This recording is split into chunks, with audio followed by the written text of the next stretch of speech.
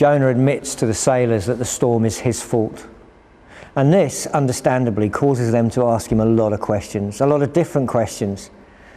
And I imagine that Jonah probably didn't want to answer all of them, particularly because part of the question was, what is God doing and what did he think about God?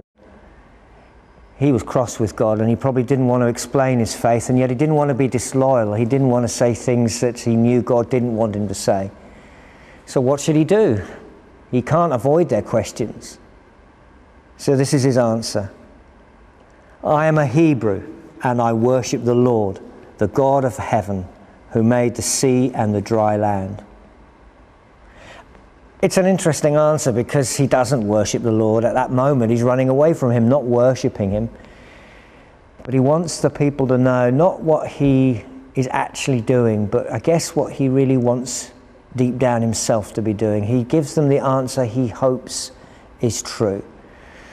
And I suppose when people ask us questions, we may feel that we can't answer because at that time maybe our relationship with God or obedience to God isn't quite right. But we have to answer the question when people ask. And I think it's okay to say what we want to be true. Maybe we admit that we're struggling, but this is deep down what we believe. And Jonah's deep down belief is that he knows the Creator. The God who made the sea and the land. And maybe that's sometimes the answer we can give. We don't understand everything that God is doing, and maybe we don't understand the answer to everybody's questions, but we do know the Creator.